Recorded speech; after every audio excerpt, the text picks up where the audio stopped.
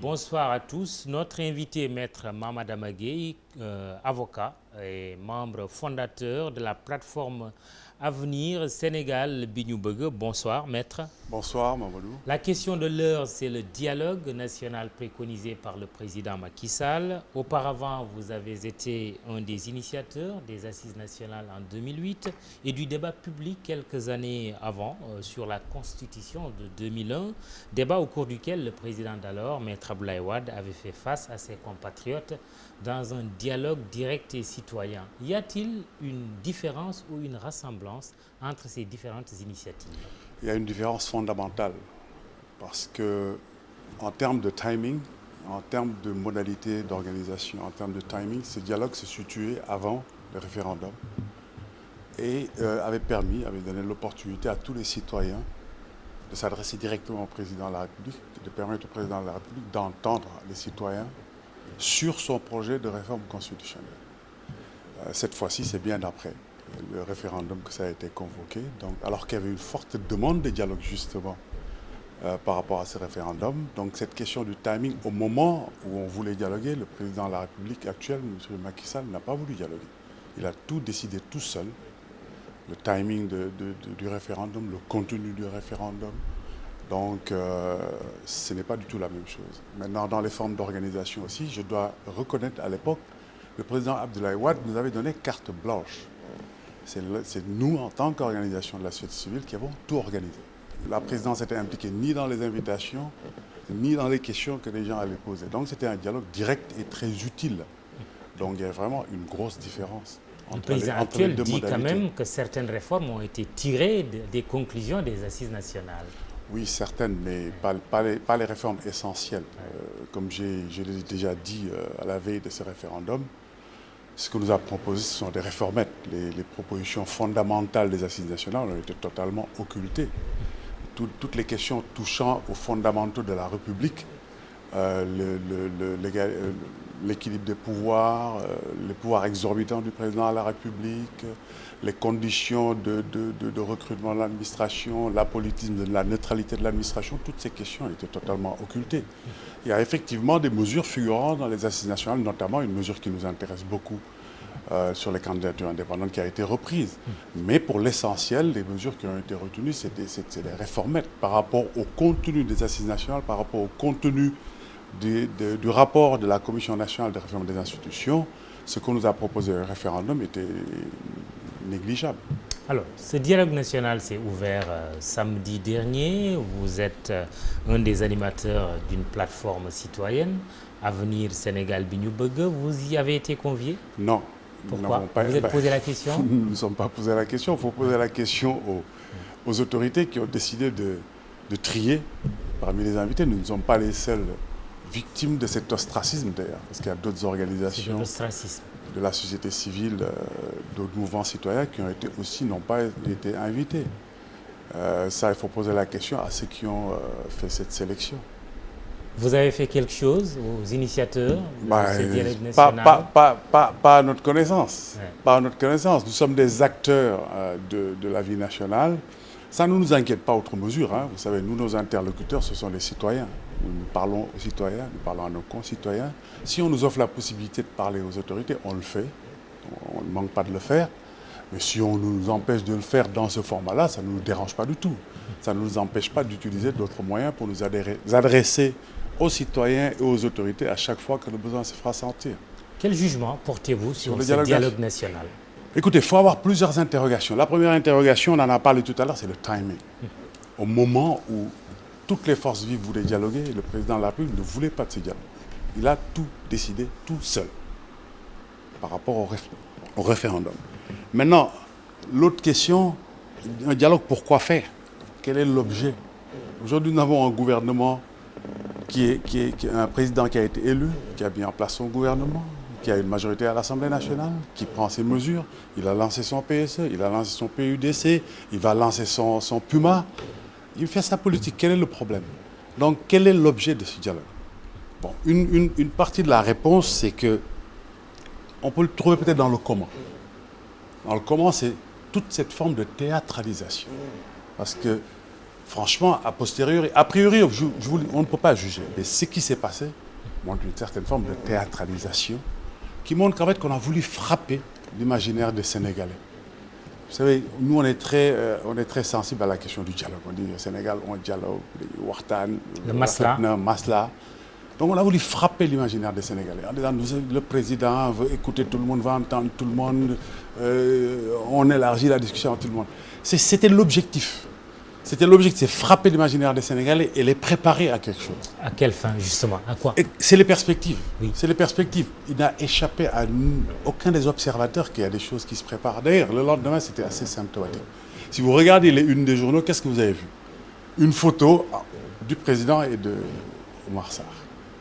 Oumar Sarr du PDS. Du PDS. L'impression que j'ai, maintenant attendons de voir, mais l'impression que j'ai, c'est que ce dialogue a été mis en place pour enrober les retrouvailles, le rapprochement PDS-APR. C'est l'analyse de beaucoup d'observateurs et c'est une analyse à laquelle je suis sensible. Maintenant, attendons de voir la suite, mais je suis très sceptique par rapport aux perspectives parce que tout laisse penser qu'on va vers les combinaisons politiques habituelles qu'on voit de temps en temps. En fait, c'est un éternel recommencement. Soyez plus concret. C'est un éternel recommencement. Quand vous parlez de combinaisons politiques. C'est des combinaisons, parce que qu'est-ce qui se passe? C'était un éternel recommencement. C'était le cas entre Diouf et M. Abdoulaye Wade, entre M. Abdoulaye Wade et l'opposition, entre M. Macky Sall et l'opposition. Vous savez, c'est une manifestation pathologique du clientélisme politique. Parce que le clientélisme politique, tout le monde sait comment ça se passe. Il y a des acteurs qui sont des professionnels de la politique qui ont besoin, pour des raisons, j'allais dire, vitales, d'avoir des responsabilités et de recevoir des subsides. Quand on est dans l'opposition, 1 an, ça on tient, 2 ans, on tient, 3 ans, c'est difficile, 4 ans, c'est impossible. On bande les muscles pour se faire inviter. Et comme on s'entend toujours un peu, il y a une convergence d'intérêts, le pouvoir en place donne un minimum vital pour permettre de calmer le jeu en attendant les prochaines élections.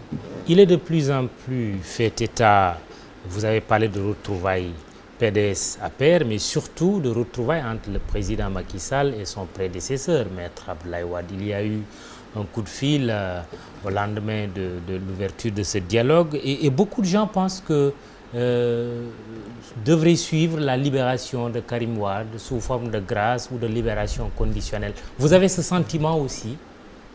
Oui, c'est mon sentiment. Maintenant, moi je pense qu'il aurait été souhaitable de dissocier les choses. Sur le plan judiciaire, si les conditions permettent que Karim Wade soit libéré, moi je ne trouve pas un problème pour vous. Mais que ça soit intégré dans un deal politique, c'est ça qui est un peu gênant. C'est ça qui est un peu gênant. Je ne veux pas préjuger, je ne sais pas, je ne peux pas dire que c'est le cas. Mais en tout cas, toutes les indications montrent, et d'ailleurs, si on remonte un peu, c'est l'attitude du président Wade, même par rapport au référendum. On a vu qu'il a eu l'attitude, il ne s'est pas vraiment engagé. Alors que son engagement aurait pu peser considérablement. Il ne s'est pas engagé. Il a invité le PDS à aller répondre. Comme par hasard, alors que ça fait bientôt 4 ans, ce n'est qu'à cet anniversaire-là qu'il a reçu un coup de fil du président. C'est un ensemble d'indices qui laissent penser que tout ça fait partie du même package. Idriss Seck a parlé de Barayigo, de deal. Est-ce que vous parleriez comme lui en ces termes?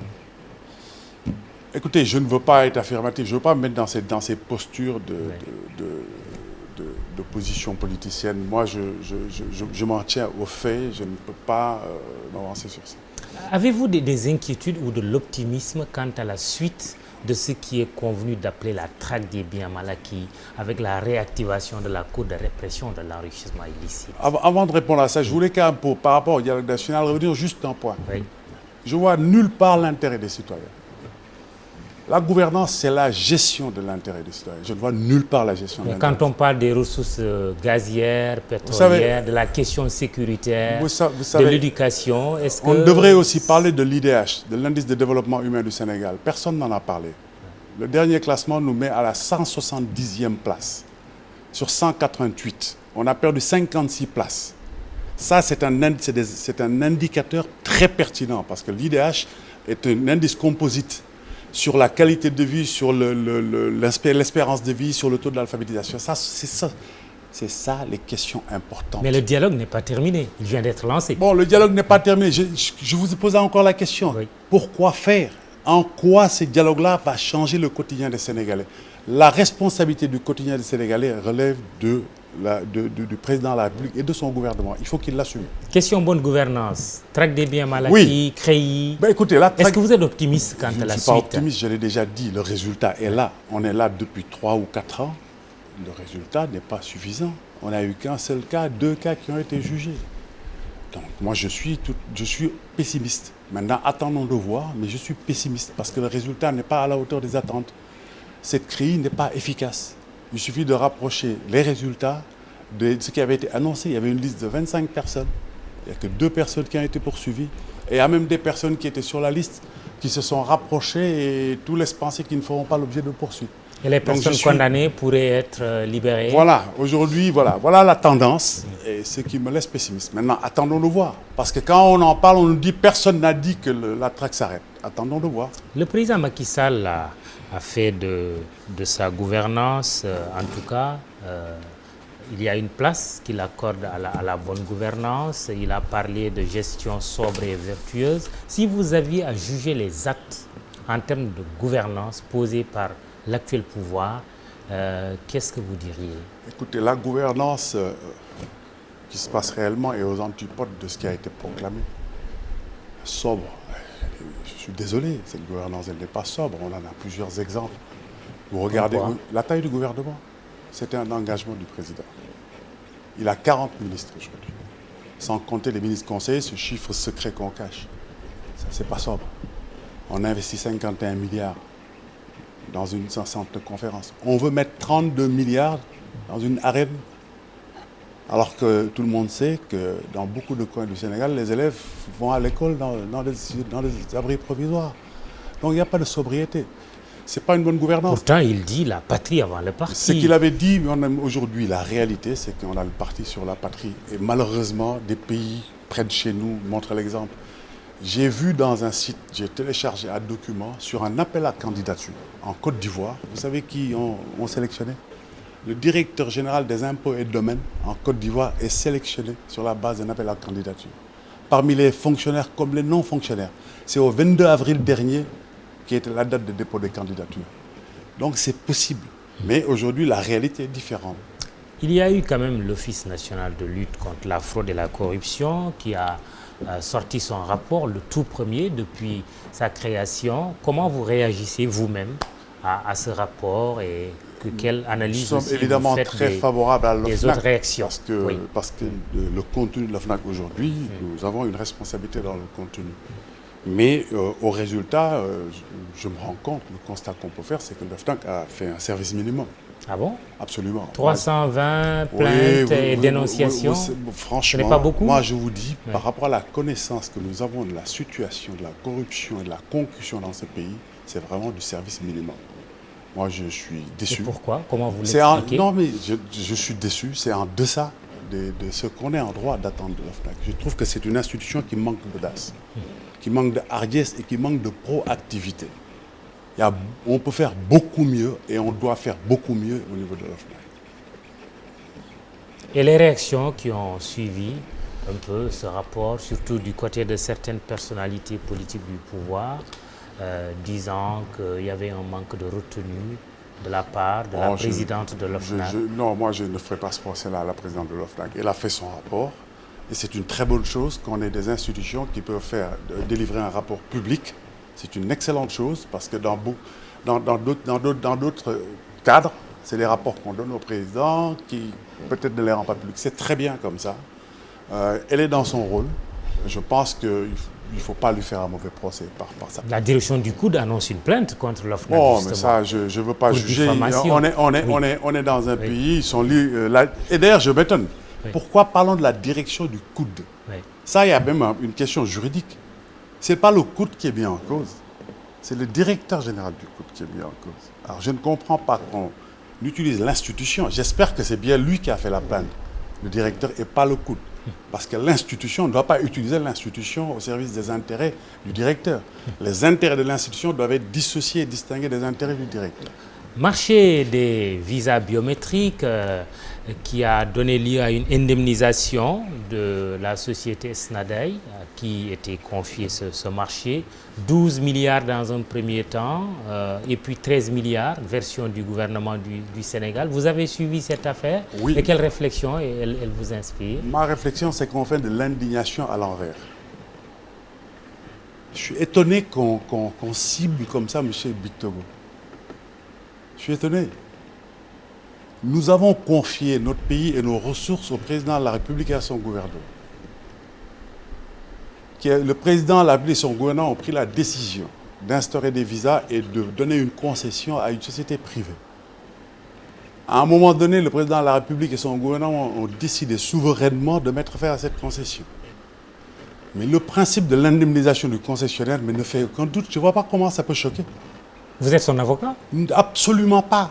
Justement, absolument pas. La question que nous devons nous poser, nous, citoyens du Sénégal, qui avons confié nos ressources et le management de nos pays, nos ressources au président de la République, nous devons nous poser la question, est-ce que celui que nous avons mandaté pour gérer nos ressources et notre pays a bien géré nos ressources? C'est ça la bonne question.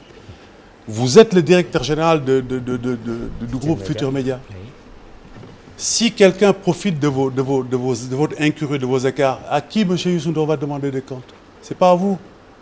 C'est ça qu'il faut faire. Nous devons demander des comptes à notre président de la République et à son gouvernement pour avoir fait preuve d'un manque de clairvoyance évident et d'une imprévoyance flagrante. Le gouvernement a sorti 2 communiqués, mais ce n'est pas suffisant. Mais il faut monter en amont. Oui. C'est-à-dire qu'aujourd'hui, on a pris une mauvaise décision d'instaurer le visa pour le rapporter juste après. Et ça nous coûte 13 milliards. Ça, il faut l'inscrire au passif du président de la République et de son gouvernement. Maintenant, de regarder les conditions dans lesquelles ce marché a été adjugé. Est-ce que ça a été fait dans des conditions normales ou pas? C'est ça qu'il faut étudier. Une affaire qui mérite d'être traquée. Mais qui mérite d'être étudiée. Parce qu'effectivement, il y a un point sur lequel on n'a pas beaucoup fait attention. Oui. C'est aujourd'hui le fait que la contrepartie, la quote-part de l'État que l'État devait recevoir, on a fait dans cette transaction, on a donné la possibilité que M. Bictogo et son groupe construisent des gouvernances, des polices dans le pays et achètent du matériel. Mais c'est incroyable. L'État doit avoir une quote-part, doit recevoir cet argent et conformément au marché public, acquérir ces matériels sur des bases transparentes, faire construire ces gouvernances et ces polices. On dit à M. Bictogo, vous gardez l'argent et c'est vous qui le faites. Ça aussi, c'est un questionnement important. Maître Mamad Amagueye, est-ce que votre plateforme s'intéresse à l'éducation et à la crise scolaire? Mais comme tous les Sénégalais. C'est le dernier sujet. Comme tous les Sénégalais. Une école sénégalaise en crise permanente. En crise permanente. Cette année encore, des perturbations. Ça pose beaucoup et de on questions. est à la fin de l'année avec des examens qui attendent les enfants. Ça pose beaucoup de questions. Ça pose la question du syndicalisme. Parce qu'on ne peut pas laisser comme ça, parce qu'il y a 50 000... combien de syndicats dans l'éducation? Ça, c'est une question. La question de la représentative, il faut régler cette question. Ça pose aussi la question de la responsabilité de l'État dans le respect des engagements. Et enfin, ça pose une dernière question. Est-ce qu'on ne devrait pas repenser le syndicalisme pour aller vers un syndicalisme plus citoyen? Parce qu'aujourd'hui, il n'y a pas un intérêt catégoriel et sectoriel qui peut être au-dessus de l'intérêt général. Une perte d'une année scolaire, c'est des milliards et des milliards. Donc l'exercice des droits des travailleurs doit s'arrêter là où commence l'intérêt général. Donc ça, il faut qu'on ait une réflexion profonde, sérieuse, pour que quand les gens ont des droits de grève, qu'ils puissent l'exercer dans des conditions compatibles avec la sauvegarde de l'intérêt général qui est au-dessus de tous les intérêts catégoriels. Que préconisez-vous au moins pour que les examens se déroulent normalement? On est à la fin de l'année. Je n'ai pas les détails, un appel à responsabilité. Aujourd'hui, du côté de l'État comme du côté des enseignants, on ne peut pas laisser subsister ces situations inacceptables et très préjudiciables à nos enfants. Mamad Amagueye, merci. Merci. Vous êtes membre fondateur de la plateforme Sénégal bi ñu bëgg. Rendez-vous demain avec Antoine Diouf. Merci, excellente soirée.